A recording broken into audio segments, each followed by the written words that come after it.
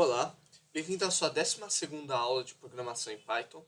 Nessa aula a gente vai estar discutindo quando que a gente deve usar múltiplos ifs e quando a gente deve usar a estrutura que a gente viu de if, elif, else. Então, na aula passada, a gente viu justamente essa estrutura, que era do if, elif, else, e a gente fez alguns exemplos e tinha alguns exercícios para você fazer. Então, vamos olhar um dos exercícios que a gente fez na aula passada para dar uma relembrada. Então, ó, faça um programa para... Opa, desculpa, exercício errado. Aqui. Faça um programa que leia 3 números e mostre-os em ordem decrescente. E aí a gente pegou, atribuiu esses números e, usando comparações múltiplas, if, elif, else, a gente montou nosso programa. Então aqui a gente compara A com B com C, A com C com B, B com A com C, B com C com A, C com A com B e assim por diante. E aí a gente vai imprimindo qual deles é verdadeiro, certo? Qual dessas condições é verdadeira.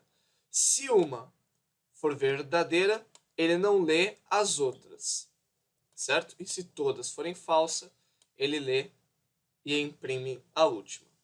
Tá. Então, esse foi o programa que a gente escreveu.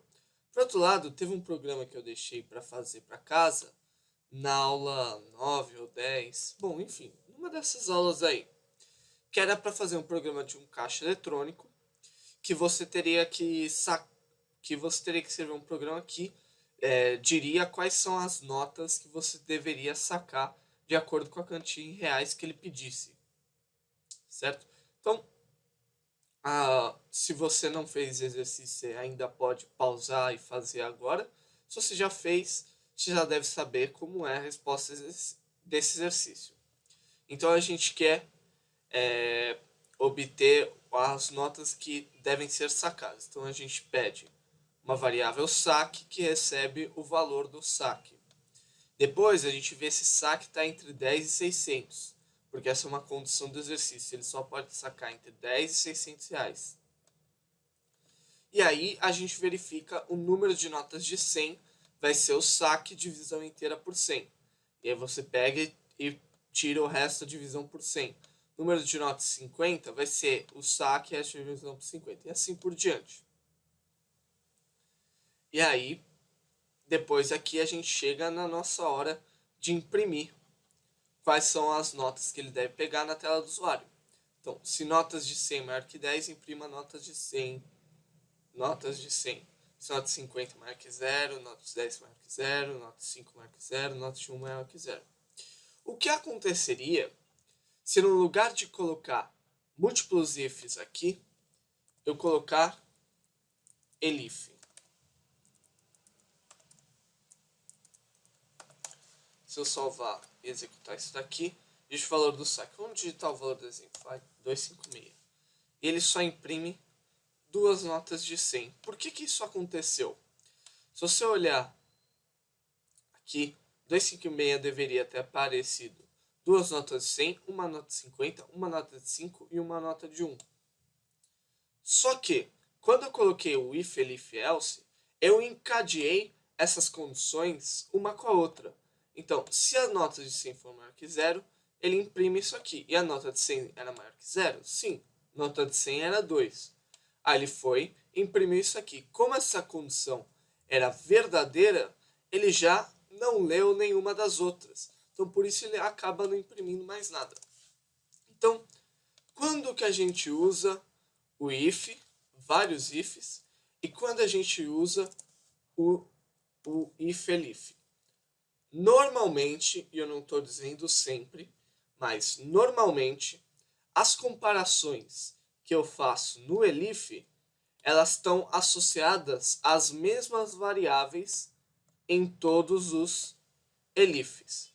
Então, tá vendo que aqui eu comparei A com B com C, aqui também comparei de novo, aqui também comparei de novo, aqui tudo. Então, em toda a estrutura desse if, elif, else, eu estou comparando as mesmas variáveis. Aqui, por outro lado, eu estou comparando variáveis diferentes, certo?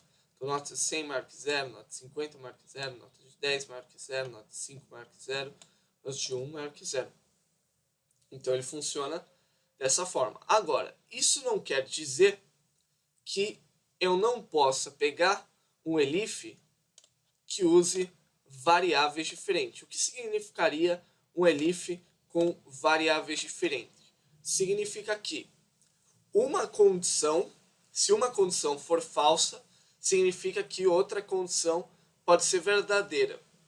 E se essa condição for falsa, outra condição pode ser verdadeira. Então, vou dar um exemplo bem tosco disso. Vamos supor, por exemplo, que você seja um astrônomo. E aí, como astrônomo, você está estudando um determinado fenômeno do nosso sistema solar. E aí, esse fenômeno do nosso sistema solar só pode acontecer nas condições em que o Sol esteja mais quente, 100 graus mais quente do que ele já é. 100 graus deve ser pouquíssimo para o Sol. 100 graus Celsius mais quente do que ele já é. A Lua esteja deslocada 6 graus para sei lá onde, enfim. Então, o que vai acontecer? Se o Sol não estiver a menos de 100 graus, aí, se essa condição for falsa, aí a gente passa para a próxima. Se a Lua não estiver com 6 graus de rotação, aí a gente passa para a próxima. Então, o if-elif, nesse caso, ele vai para excluir situações e ver se uma determinada condição pode se concretizar. É um exemplo tosco, um pouco abstrato, mas é só para entender que o if-elif ele pode ser, normalmente ele é de comparações da mesma variável, mas ele pode ser de variáveis diferentes, desde que elas estejam ligadas ao mesmo fenômeno. O if, por outro lado, as variáveis e as comparações não estão ligadas entre si. O fato de eu ter uma nota de 100 não exclui que eu posso ter 5 notas de 50. Então, é isso. Essa foi a aula de hoje. Espero vocês na próxima aula.